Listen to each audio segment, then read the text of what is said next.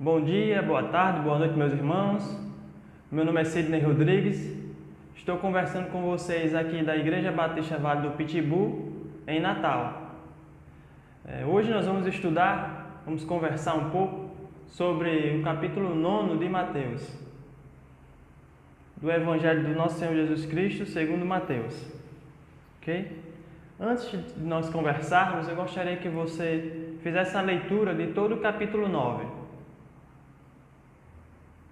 Eu destaquei alguns versículos e nós vamos conversar sobre esses versículos. Para início de conversa, vamos ler o versículo 1. Diz assim, o versículo 1 do capítulo 9 de Mateus.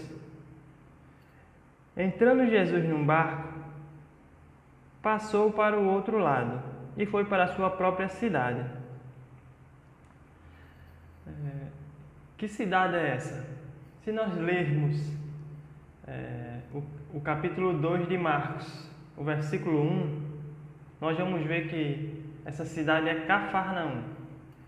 Foi uma cidade que Jesus adotou de coração como um domicílio, né? Como um lugar onde ele gostasse de ficar lá. Okay? No versículo 2 diz assim: E eis que lhe trouxeram um paralítico deitado no leito. Vendo-lhes a fé, Jesus disse ao paralítico: Tem bom ânimo, filho, estão perdoados os teus pecados. É comum nós, ao lermos os evangelhos e outros textos da Bíblia, verificarmos que algo milagroso acontece dependendo da fé daquela pessoa que está sendo abençoada.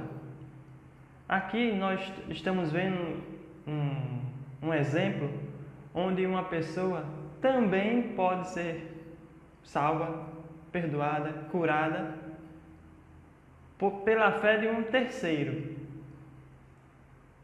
Alguns comentadores afirmam que a fé aqui usada para que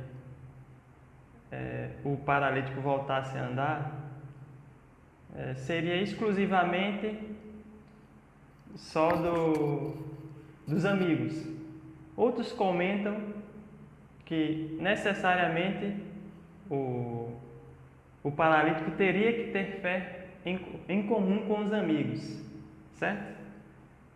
E outros acreditam que não, que quando Jesus diz, vendo-lhes a fé, estava falando que todos estavam com fé. Mas é importante a gente lembrar isso, que há exceções onde uma fé de um terceiro pode interferir na vida de alguém. Então, você que tem fé, você que anda orando por alguém, acredite que pode acontecer se for da vontade do Senhor. Ok?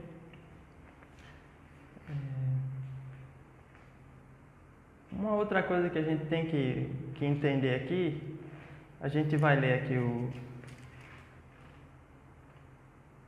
os versículos 3 e 4, mas antes de ler os 3 e 4, nós vamos conversar um pouco sobre o perdão. Vamos aqui tentar compreender por meio de o que é e o que não é perdão, certo? Primeira coisa, o que não é perdão? Vou falar o que não é, depois eu falo o que pode ser perdão. Não é perdão. Esquecer.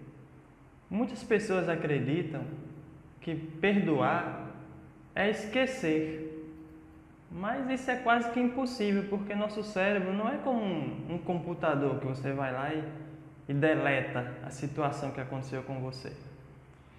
Então, eu costumo dizer que perdoar é como se fosse uma cicatriz no seu corpo. Quem tem uma cicatriz sabe. Tem uma marca lá, você vê, lembra do evento, mas você não sente mais dor. Você não sente raiva, você não se ira, e você não sente vontade de se vingar porque está lembrando daquele evento. Então, ele não é esquecer, mas ele também não te traz rancor, não te traz raiva e não te traz desejo de vingança quando você lembra do evento, ok? Perdoar também não é uma questão de vontade.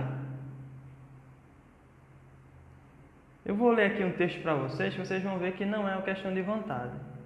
Está lá em Lucas 17, 3 e 4. Tem 2 textos básicos falando sobre o perdão na Bíblia. Um está em Mateus, lá na frente, a gente vai estudar ele. E tem esse aqui de Lucas. Acautelai-vos. Se teu irmão pecar contra ti, repreende-o. Se ele se arrepender, perdoa-lhe. Se por 7 vezes no dia pecar contra ti e 7 vezes vier ter contigo, dizendo, estou arrependido, perdoa-lhe. Então aqui, Jesus ensina aos discípulos e a todos que estavam aqui próximo dele, que se um irmão te incomodar 7 vezes no dia, ele se arrepender do incômodo e te pedir perdão, é tua obrigação, é teu dever como cristão, como discípulo, como aquele que está buscando aprender com Jesus, perdoar.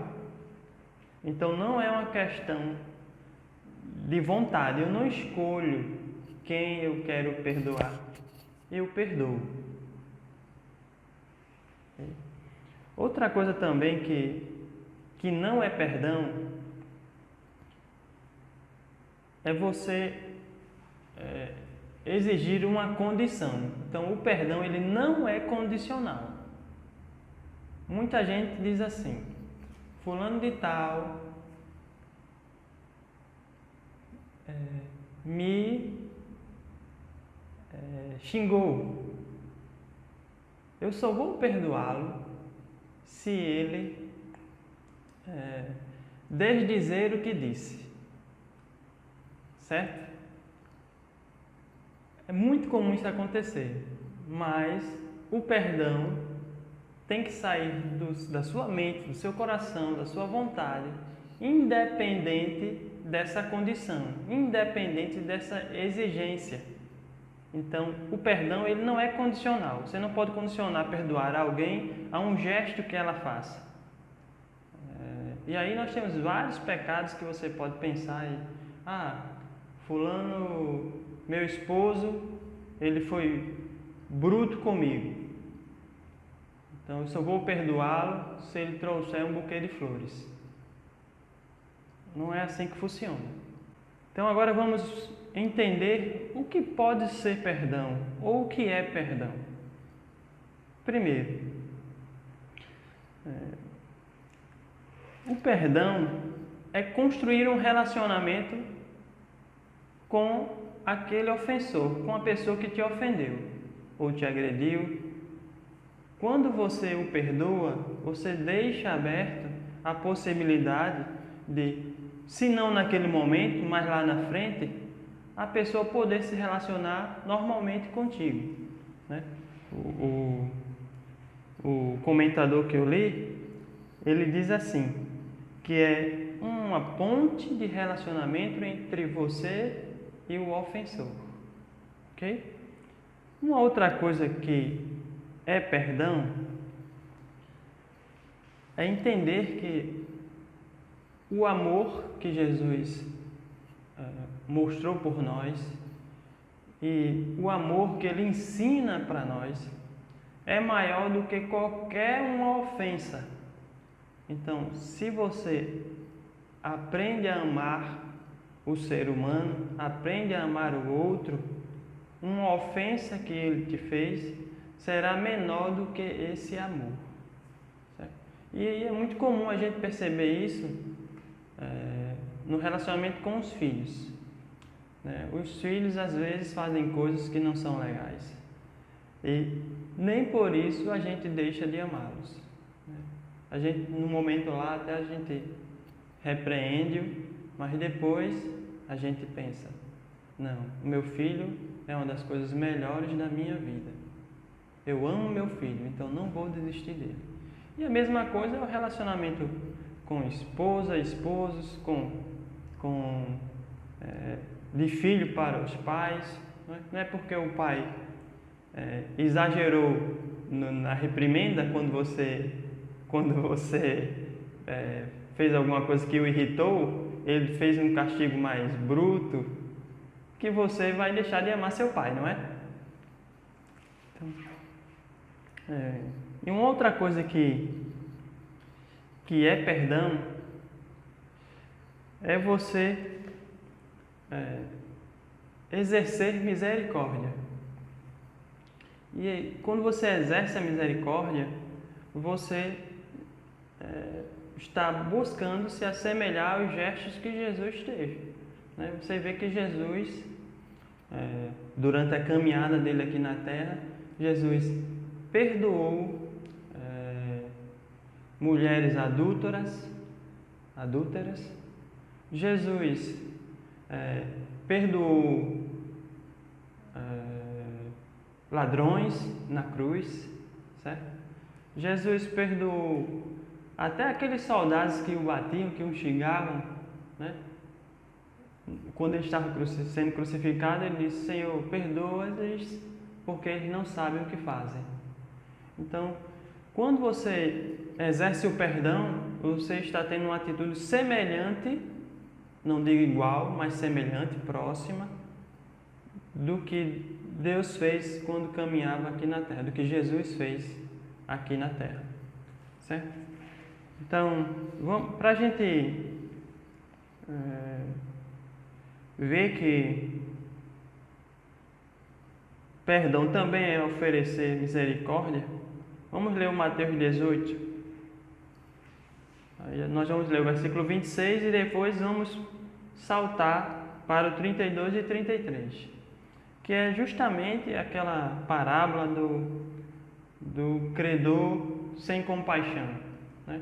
A gente percebe que na parábola do credor sem compaixão, algumas Bíblias têm incompassivo, ele recebe o perdão do Senhor por uma dívida maior, mas não perdoa o conservo dele por uma dívida menor, né? Mateus 18, 26 diz assim: Então o servo, prostrando-se, reverente, rogou: Sê paciente comigo, e tudo te pagarei. Este é o servo incompassivo, o servo sem compaixão, pedindo ao Senhor dele. E o Senhor dele o perdoou, uma dívida grande. Aqui no 32 e 33, continuando o finalzinho da história, ele tem um resultado por não ter perdoado o conservo dele, o servo que devia menos a ele. Foi um ato contínuo, um próximo do outro. Tanto é que os mesmos telespectadores que viram ele sendo perdoado, viu ele também não perdoando. Diz assim, o Mateus 18, 32 e 33. Então o seu senhor, chamando, lhe disse: Servo malvado, perdoei-te aquela dívida toda porque me suplicaste. Não devias tu igualmente compadecer-te do teu conservo, como também eu me compadeci de ti? E indignando-se, o seu senhor o entregou aos verdugos, até que lhe pagasse toda a dívida.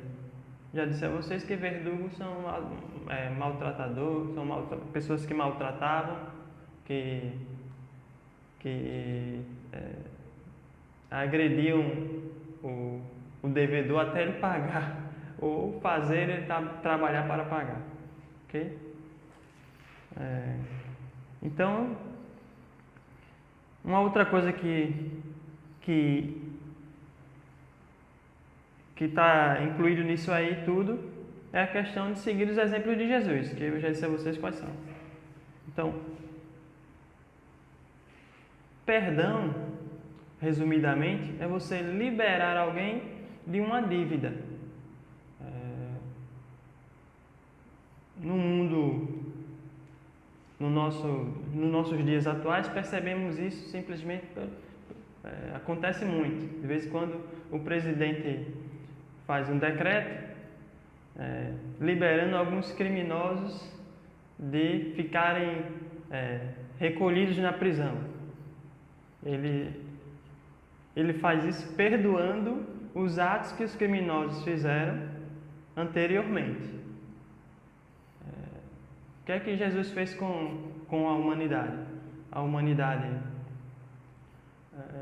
pecou em Adão, depois continuou nascendo pecadora, e aí ele manda o filho dele para ser crucificado, e aí naquele exato momento, quando você crê nisso, crê que Jesus Cristo é o nosso Salvador, entrega sua alma para Ele, ali teus pecados são perdoados, né? Tua dívida é paga, sua dívida não precisa ser mais paga, ok? Porque Jesus já pagou. Perdoar é isso, é a remissão dos teus pecados, ok? Agora vamos ler os versículos 3 e 4 de Mateus 9, dando continuidade ao nosso estudo. Okay? Mateus 9, versículos 3 e 4. Diz assim: Mas alguns escribas diziam consigo: Este blasfema. Jesus, porém, conhecendo-lhes o pensamento, disse: Por que cogitais o mal no vosso coração? A gente precisa compreender que os escribas acreditavam que só Deus podia perdoar pecados. Então, por isso a afirmação deles. Naquela época, para o judeu em si, só Deus perdoava, mais ninguém. Certo? E outra coisa aqui que a gente percebe nesse versículo é que Jesus Cristo, pelo menos na minha visão, usou um dos atributos de Deus, que é a onisciência. Certo? A gente já estudou isso há alguns meses atrás, né? A gente viu lá os atributos, né? Espiritualidade, né? Benevolência, eternidade. Deus é eterno, né? Deus é benevolente para sempre, faz o bem para sempre, pensa no bem para sempre, né? E Deus é espírito, né? Ele não é carne. E um desses atributos de Deus é justamente aqueles que todo mundo comenta quando vem à cabeça os atributos de Deus, que é onisciência, onipotência, né? E Jesus nesse momento usa o da onisciência, né? Que naquele momento ele soube o que eles cogitavam, o que eles pensavam, né? O que os escribas estavam pensando, né? Então, vamos ler lá o Isaías 43, 25, que a gente vai ver que a base dos escribas para acreditar que só Deus perdoava era justamente esse texto. Eu mesmo, sou o que apago as tuas transgressões por amor de mim, e dos teus pecados não me lembro. Então, com base nesse texto, se você ler do 22 até o 27, você vai entender que é Deus que fala dessas misericórdias que tem com o ser humano, certo? Então, mas Jesus é o Deus encarnado, ok? Então Ele perdoa pecados. Tanto é que quando continuamos a ler o texto, vamos perceber que o paralítico tem sua saúde restaurada e volta a andar. E o paralítico, não só foi perdoado, não só foi curado, como também foi perdoado dos pecados. Ok? Então foi dupla cura, duplo perdão. Vamos ler agora os versículos 6 e 7 para vocês verem que realmente Jesus dá uma prova para aqueles escribas, não que ele quisesse provar nada, mas ele dá uma prova prática de que ele perdoa os pecados. Diz assim os 6 e 7. Ora, para que saibais que o Filho do Homem tem sobre a terra autoridade para perdoar pecados, disse então ao paralítico: levanta-te, toma o teu leito e vai para a tua casa. E levantando-se, partiu para a sua casa. Pronto. Jesus provou, através de um gesto, de uma atitude, de uma cura, que ele tinha autoridade aqui na terra para perdoar os pecados, mesmo estando encarnado. Ok? Vamos ler dos versículos 10 a 13 agora. Diz assim, do 10 a 13. E sucedeu que, estando ele em casa, à mesa, muitos publicanos e pecadores vieram e tomaram lugares com Jesus e seus discípulos. Ora, vendo isto, os fariseus perguntavam aos discípulos: por que come o vosso mestre com os publicanos e pecadores? Mas Jesus, ouvindo, disse: os sãos não precisam de médico, e sim os doentes. Ide, porém, e aprendei o que significa: misericórdia quero e não holocaustos, pois não vim chamar justos, e sim pecadores ao arrependimento. Percebemos com a simples leitura que Jesus Cristo veio para os doentes, veio para aqueles enfermos, para todos nós que estávamos mortos no pecado e agora temos a oportunidade e a chance de entregar nossa alma ao Senhor Jesus Cristo e sermos salvos de uma punição que era a morte eterna. Okay? Então, se a gente lê Oséias 6,6, a gente vai ver que esse texto que Jesus cita é um texto antigo, lá de Oséias 6,6, falando sobre isso, sobre as misericórdias que o Senhor quer. O Senhor não quer que a gente fique cumprindo coisas como se fosse métodos de um trabalho. Ele quer que nós possamos exercer o amor através de gestos misericordiosos, de gestos que podem evitar com que a gente use essa lei de uma forma para só exigir do outro e não perdoar o outro, não ter misericórdia do outro, né? Não ter compaixão do outro, né? Esse sentimento de querer ajudar a pessoa, de querer vê-la bem, tem que fazer parte do cristão, né? Toda vez que você for pensar em apontar o erro de alguém, você precisa analisar a situação, tentar se pôr no lugar dela, né?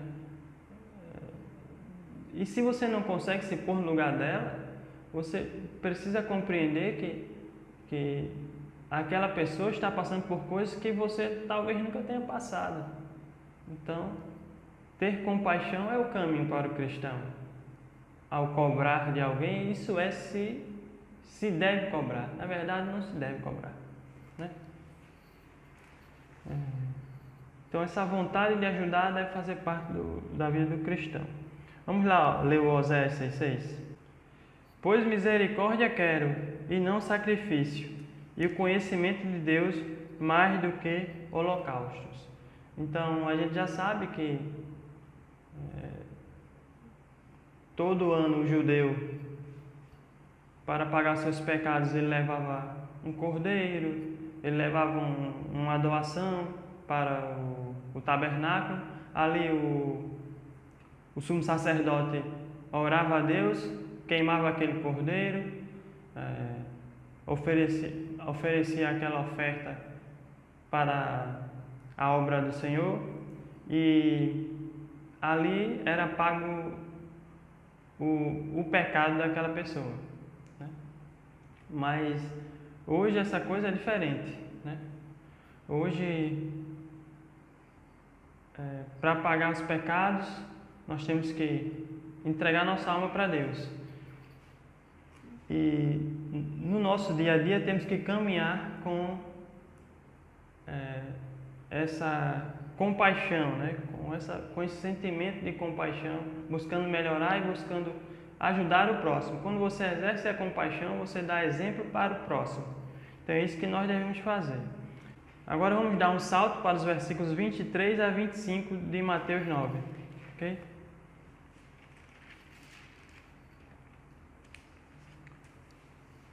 Diz assim: Tendo Jesus chegado à casa do chefe, e vendo os tocadores de flauta e o povo em alvoroço, disse: Retirai-vos, porque não está morta a menina, mas dorme. E riam-se dele. Mas afastado o povo, entrou Jesus, tomou a menina pela mão e ela se levantou. O 26 diz: E a fama deste acontecimento correu por toda aquela terra. Então agora nós chegamos em um ponto em que Jesus faz mais um milagre, e dessa vez um milagre em que ele ressuscita uma garotinha. Primeiro vamos entender lá o contexto. Porque quando Jesus chega lá tinha tocadores de flauta, tinha uma muvuca lá de um monte de gente chorando, né? Os sepultamentos naquela época, os enterros, era bem comum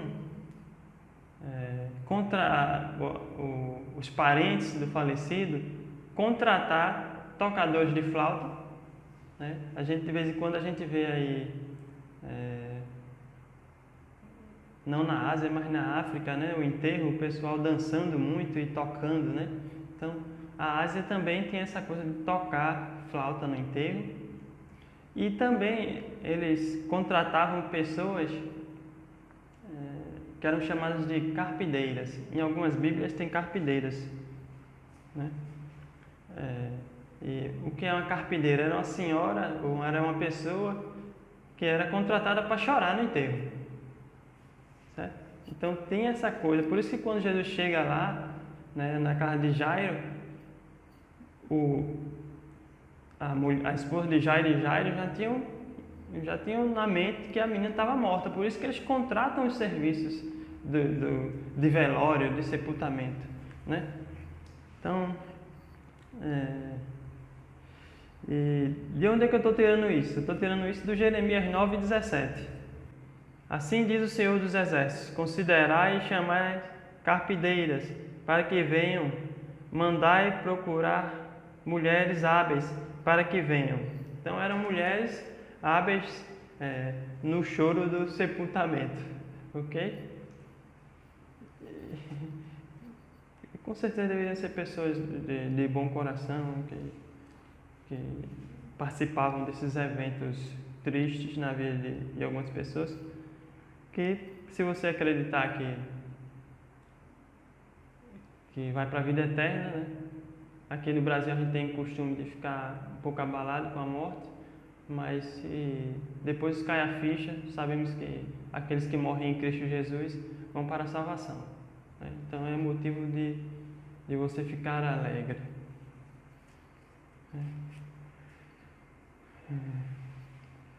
Aí, em um trecho, Jesus diz: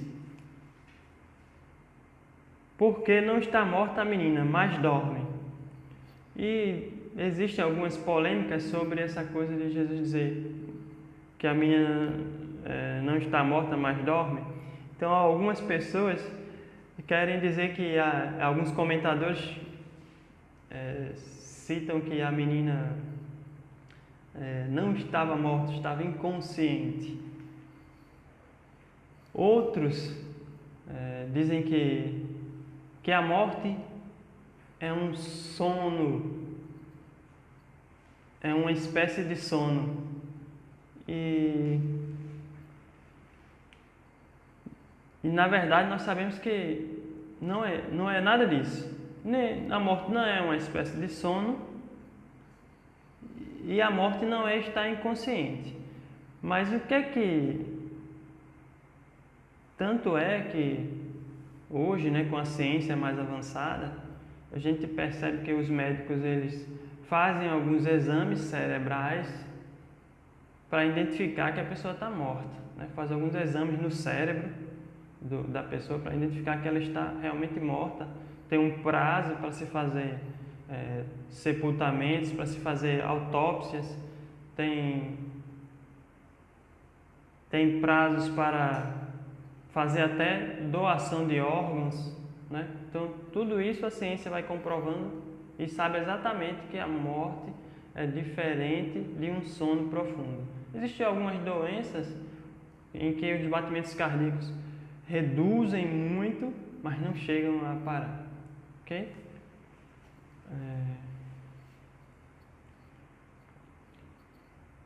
Então, o que é que Jesus quis dizer com essa frase, né? Eu vou trazer para vocês aqui a citação de um dos textos que eu li. Diz assim, essa citação está lá no comentário Brodmann, na página 169.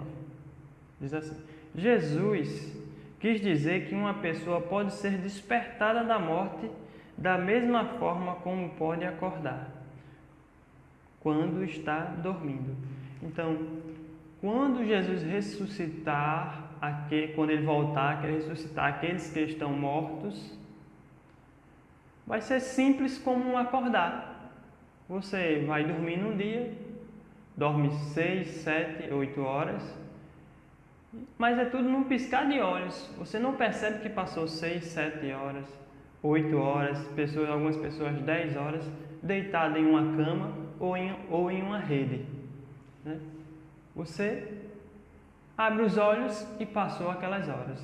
Então, o despertar da morte vai ser como um despertar de um sono. Só isso. Mas Jesus não disse que a morte é um sono.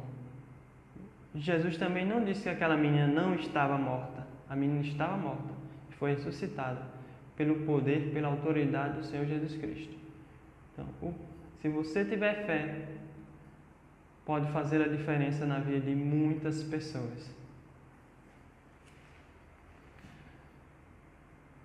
Então, para terminar, a gente vai ler o João 11, de 11 a 15, que é um exemplo, né? Isto dizia e depois lhes acrescentou: nosso amigo Lázaro adormeceu, mas vou para despertá-lo.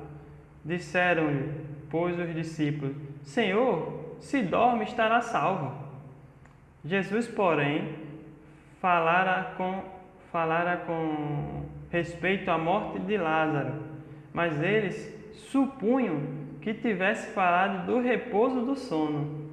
Então Jesus lhes disse claramente: Lázaro morreu, e por vossa causa me alegro de que lá não estivesse, para que possais crer, mas vamos ter com ele. Okay? Jesus tinha certeza que Lázaro tinha morrido, mas que ele tinha autoridade para ressuscitá-lo e que todos os apóstolos que ali estavam, todos os discípulos que ali estavam, iriam presenciar a ressurreição de Lázaro, como essas pessoas presenciaram a ressurreição da filha de Jairo. Okay? Então, esse é um exemplo de milagres, né? Lemos aqui 2 exemplos de milagres. Então, Jesus pode fazer milagres na vida do ser humano. Basta ele se entregar. Um milagre é algo fenomenal, algo que a ciência, a tecnologia não pode fazer. Só quem pode fazer milagres é Jesus. E através da força da fé, você pode fazer com que Jesus faça milagres na sua vida e na vida das pessoas que estão próximas de você. Então, meu irmão, isso é tudo que eu tinha para conversar com vocês hoje. Espero que vocês tenham gostado. Vocês podem enviar suas dúvidas para o canal do YouTube, para o canal da igreja no WhatsApp, e para todas as nossas redes sociais, Também temos Facebook, né? Você pode enviar sua pergunta, você pode enviar sua sugestão, né?